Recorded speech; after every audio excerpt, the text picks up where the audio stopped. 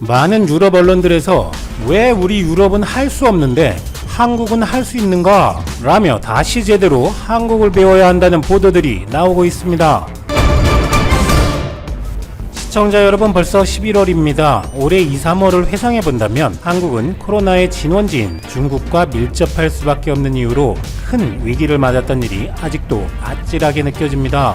중국은 코로나가 진정되는 국면을 보이고 아직 다른 나라들은 조용했던 코로나 초반의 상황에서 한국만 확진자가 폭발적으로 증가했고 오히려 중국에게 방역에 대해 훈계를 받는 등 어처구니 없는 상황까지 맞았었죠. 신천지 사태나 이태원 클럽 등의 큰 위기도 있었습니다. 하지만 우리가 어떤 민족입니까? 다행히 한국은 초기부터 시작된 강력한 검사와 정보통신 기술, 즉 ICT 기반의 여러 방역 시스템이 정착되면서 안정세로 돌아섰습니다. ICT를 활용한 드라이브스루 도입, 공공마스크와 현황 인터넷 공유, 검사 장비와 결과의 신속한 정보 제공, 아직도 지겹도록 안내가 오는 재난문자 시스템, 스마트폰 및 카드 이용 조회, GPS 추적, CCTV, 대중교통 이용, 자가격리 앱, 빅데이터 활용 등의 수많은 ICT 기반 방역 체계가 있었죠. 한국은 뛰어난 공공의료 체계에 정보통신 기술이 결합되어 진단, 추적, 격리가 신속하게 이루어질 수 있었습니다. 워싱턴 포스트는 한국은 시민사회의 자발적인 참여와 협력으로 시민권 제한을 최소화하고 정보통신 기술에 의한 방역 등의 기술을 적극 활용하여 코로나 확산을 막은 민주국가이다 라고 평하기도 했습니다. 그런데 한국의 이런 뛰어난 코로나 방역 성과에 대한 세계의 호평도 있었지만 한국에 대한 의외의 비판이 유럽에서 시작되었죠. 프랑스의 경제지 레제코에서 프라델이라는 변호사는 중국은 디지털 감시와 시민 억압 기술을 개발했고 한국도 이를 따라하고 있다.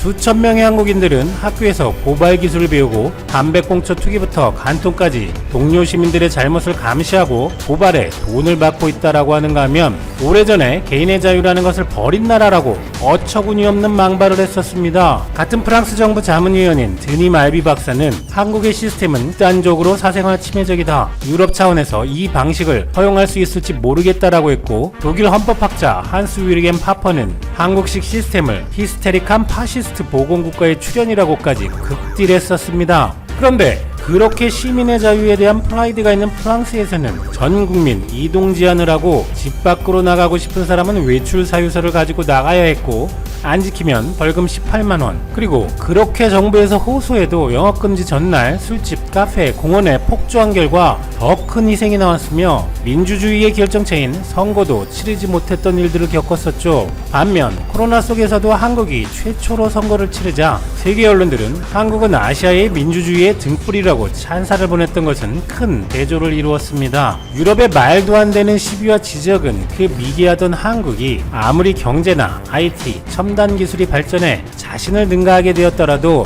민주주의, 자유주의 등의 숭고한 전통과 시민의식은 형편없을 것이라는 서구인들의 편견이 깔려있기 때문이었을 것입니다.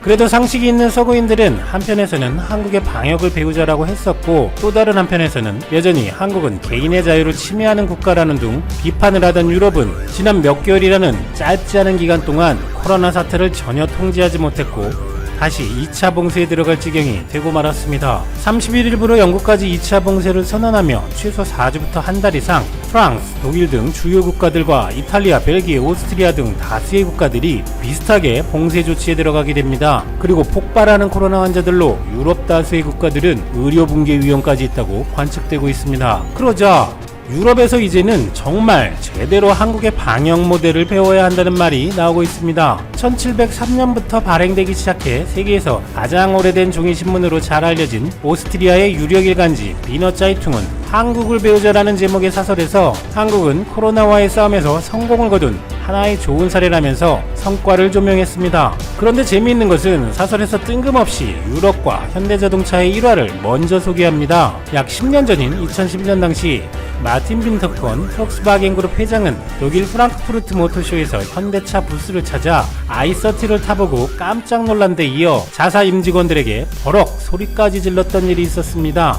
참고로 빈터콘 회장은 2015년 폭스바겐 디젤 게이트로 물러나고 현재는 기소된 상황입니다만 공학 박사 출신으로 폭스바겐 그룹의 품질 관리에 큰 공을 세웠던 인물로 폭스바겐 그룹의 이사회 회장이자 아우디, 포르쉐의 이사회 회장이었습니다. 그랬던 그가 현대자동차를 보고 화를 버럭 냈던 이유는 바로 폭스바겐이 해내지 못한 기술적인 부분을 현대차가 해결했기 때문이었습니다. 빈터콘 회장은 안주머니에서 계측 장치를 꺼내 i30의 해치도 곳곳을 접촉하며 재질을 살피는가 하면 보니까 앞범퍼를 스치면서 두 패널 사이의 길이도 확인했습니다. 그리고 마침내 운전석에 앉아 핸들을 조종해본 뒤 아무 진동도 소음도 없는 것을 확인한 후 감탄하면서 동석한 임원에게 호통을 칩니다. BMW도 할 수 없고 우리도 할 수 없는데 어떻게 그들은 할 수 있나?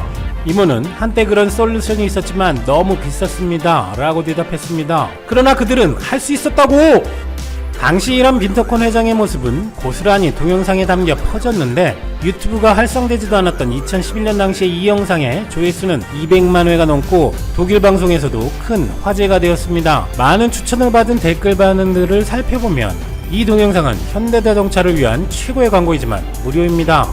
현대와 기아는 지난 몇 년 동안 정말 숙제를 해냈습니다. 폭스바겐은 그것을 고맙게 생각합니다.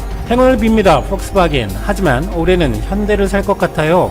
후에 디젤 게이트가 터진 후에 댓글도 있군요. 그는 치트 소프트웨어가 없는 자동차는 어떤 것인지 보고 싶었던 것입니다. 아직 발전해야 할 부분도 많습니다만 폭스바겐 회장이 그렇게 분노했던 것처럼 한참 후발주자였던 현대차는 2011년 당시 유럽에서 60만 대 정도를 판매하던 것이 지난해에는 100만 대를 넘게 판매하여 점유율에서 그 대단하다는 토요타, 포드, 크라이슬러에 모두 앞서 있고 일본의 혼다나 닛산은 순위에 끼지도 못하고 있습니다. 어쨌든 사설은 당시 폭스바겐 회장이 질문했던 것처럼 이제 코로나가 다시 대유행하는 상황에서 우리는 할 수 없는데 왜 그들은 할 수 있는가? 왜 한국이 그 예가 될 수 있을까? 라고 질문해야 할 때라고 주장합니다. 인구 비율로 보면 한국의 코로나 감염자 수는 오스트리아의 20분의 1도 되지 않는다며 그 이후로 활발한 민주주의, 고도의 도시화, 한국은 인구의 약 80%가 도시의 거주, 오스트리아는 약 60%, 한국은 고학력 인구가 42% 이상, 오스트리아는 21%라는 점을 이유로 들었고 사회의 자연과학에 대한 높은 수준의 이해도 전염병과 싸우는데 엄청난 도움이 되었을 것이라고 추정합니다. 그리고 한국 사회의 동질성, 국가에 대한 높은 수준의 신뢰를 바탕으로 한 국가의 신속하고 엄격한 관리, 마스크 착용 습관 등은 전염병과의 성공적인 싸움에서 확실한 역할을 했는데 유럽은 그렇게 할 수 없었다는 것입니다. 그러나 무엇보다 한국으로부터 배워야 할 점은 바이러스 확산 초기부터 완벽한 투명성을 바탕으로 빅데이터를 활용해 접촉자를 추적한 것은 물론 검사에 엄청난 노력을 기울였다는 것이고 이는 접촉자 추적에 차례로 실패하고 있는 유럽과 극명히 대조된다고 지적하면서 한국은 서양에서 성공한 모델을 모방하고 목적에 맞게 적용하여 세계 정상에 올랐지만 그들만의 전통과 특성을 포기한 적이 없다. 이제 유럽이 자신의 오만함을 버리고 한국에 배울 때라는 결론으로 마무리됩니다. 이탈리아의 유력 일간지인 코리에레 델라 세라도 최근 기사에서 한국의 특히 디지털화와 빅데이터의 활용이 바이러스와의 싸움에서 이긴 핵심 요인이라고 보도했습니다. 초기 코로나 사태 당시 큰 피해를 입었던 이탈리아에서는 한국의 방역 모델이 큰 주목을 받았었는데 그 결과 정부 차원에서 태스크포스를 구성해 한국 모델을 연구했고 드라이브스루 검사소와 위치 추적 앱 등도 속속 도입하기도 했었죠. 하지만 최근의 확산세에서 보듯 한국만큼 성과를 내지 못하는 것에 대해 신문은 반성해야 한다는 지적을 하고 있습니다. 또한 영국의 가디언은 코로나에 대항해 가장 성공한 대표적인 나라로 한국을 꼽으며 영국도 한국을 따라했는데 왜 같은 모델이 영국에서는 실패했는가에 대해 구체적으로 비교합니다. 우선 영국에서는 충분한 검사를 위한 인력이 부족했는데 이것은 정부의 책임이 되는 문제라는 것이고 역학조사의 필수적인 추적이 실패한 이유로 사생활 침해 우려 문제와 관련된다고 지적했습니다. 가디언은 한국의 경우 사생활 침해 우려 문제는 재난 상황을 규정한 해당 법률에 근거하여 그러한 우려를 불식시킬 수 있었는데 이런 대응을 하지 못한 영국 정치권의 순발력도 문제라고 주장합니다. 그리고 가디언은 란셋 보고서를 인용해 정부에 대한 신뢰도가 높고 정부가 내놓는 공중보건 지침이 명확한 나라들이 검사와 추적을 잘 활용하였는데 그 나라는 한국, 독일, 뉴질랜드,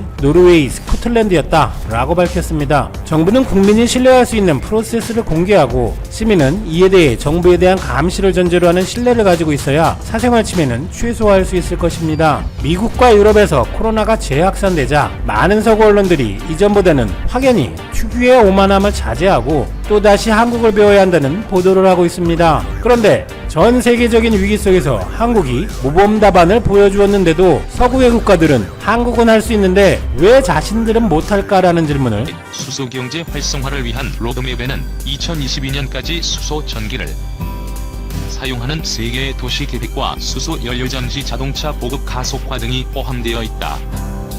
이에 수소에 대한 투자 경쟁 또한 활발히 전개되고 있다. 하지만 친환경 에너지원인 수소의 활성화의 가장 큰 문제는 비용의 효율성이 매우 떨어진다는 것이다. 현재 수소 연료로 생산하는 에너지와 화석 연료로 생산하는 에너지 비용은 약 4배의 차이가 있다. 전문가들은 앞으로 5년 정도는 가장 값싼 석탄이 발전 원료로 이용될 것이며 이는 신재생에너지 사회로서의 전환에 큰 걸림돌이 될 것이라고 밝혔다. 즉 태양광, 풍력 등 신재생 에너지를 더욱 활성화해야 하는 현재 가장 큰 걸림돌이 될 수 있다. 이것은 생산 비용만 나타난 것이고 운송, 저장 등의 인프라 구축까지 실현하기에는 갈 길이 너무나 멀다. 지난 20일 우드맥킨지가 한국 2050년까지 수소 사회 실현 가능한가를 주제로 개최한 기자간담회에서 수소의 현지 생산 비용이 2030년에는 현재 수준의 절반으로 감소할 것이라며 한국의 수소 경제 활성화가 기대된다는 희망적인 메시지를 전했다. 한국의 수소 시장은 현재 세계 5위 수준으로 올해 수소 수요가 444만 톤에 달할 것으로 전망되고 있다. 그 중에서도 수요의 86%가량이 정유 공장에서 발생할 것으로 예상되고 있다. 이는 정유산업의 탈황화 전략으로 수소의 주요 적용 분야가 되었기 때문이다. 정유 공장에서는 대기질 문제로 인해 가솔린과 디젤에서 황과 다른 불순물을 제거하기 위해 수소를 사용한다. 수소 공급은 화석연료를 사용하여 현지에서 직접 생산되며 상당히 많은 탄소가 배출된다. 이외에도 난방 및 모빌리티 분야에 수소 사용을 확대하는 것을 목표로 하고 있다. 수소 연료장치 자동차의 경우 생산량을 현재 2,000대 미만에서 2022년까지 81만 대, 2040년까지 620만 대로 늘릴 계획이다. 한국 정부는 수소의 수입은 물론 국내 생산도 계획하고 있다. 알렉스 휘트워스 리서치 디렉터는 한국은 재생에너지 분야에서 다른 국가들에 비해 속도가 느리지만 비용이 감소되고 그린 뉴딜 정책 또한 추진되면서 향후 10년 안에 이들을 따라잡을 수 있을 것이라며 2030년까지 460억 달러 이상이 한국의 재생에너지 분야에 투자되면서 풍력과 태양광의 전력 비중이 13%로 4배 증가할 것이다. 바이오매스 및 다른 재생에너지 비중이 6%를 차지하면서 목표한 20%에 근접한 19%를 달성하게 될 것이라고 밝혔다. 알렉스 휘트워스는 2030년에는 새로운 발전용 태양광 및 육상 풍력은 석탄 화력보다 비용이 20% 더 낮아지고 해상 풍력 및 유틸리티 규모 태양광 모두 가스 화력보다 저렴해질 것이다. 낮은 재생에너지 비용은 한국이 최종 사용자의 전력 요금을 안정적으로 유지하면서 화석연료를 청정 전력으로 대체하는 데 도움이 될 것이라고 언급했다. 지난해에만 수소 관련 프로젝트가 500%나 증가했는데 앞으로 설비 생산 산업의 활성화 및 효율성 향상 등으로 오는 2030년까지 친환경 수소 비용이 최대 50%까지 감소할 것으로 전망되면서 수소 시장에서 한국이 갖게 되는 경제적 이익과 주도권이 커진다는 것입니다. 해당 분석에 따르면 향후 한국의 수소 생산 가격은 킬로그램당 2달러에서 10달러의 박스권을 형성하게 됩니다. 수소 최대 생산국인 호주의 단가인 킬로그램당 3.5달러와 비슷한 수치입니다. 수소 생산 가격이 하락하면 국내에서는 정유와 모빌리티 시장에서의 수요가 늘게 되는데 현재 세계 5위의 수소 시장인 한국은 올해 수소 수요로 444만 톤을 공급했습니다. 국내 수소 시장이 확대하면서 2030년에 수소 수입 또한 증가할 것으로 보입니다. 2022년까지는 국내 생산분으로 충당이 가능하지만 2030년에는 호주에서의 친환경 수소 수입이 필요하다는 분석입니다. 한국과 호주 양국은 수소 수출입 협력이 가능한 상황이며 이미 현장에서 양국 기업들이 수소 수출입 프로젝트를 진행하고 있습니다. 한국 정부는 2050년까지 수소 경제 활성화를 위한 로드맵을 발표한 바 있습니다. 이 로드맵에서의 목표는 수소 자동차 및 수소연료 시장에서의 기술 리더가 되는 것, 그리고 화석에너지 자원 국가에서 친환경 수소 생산국으로의 전환입니다.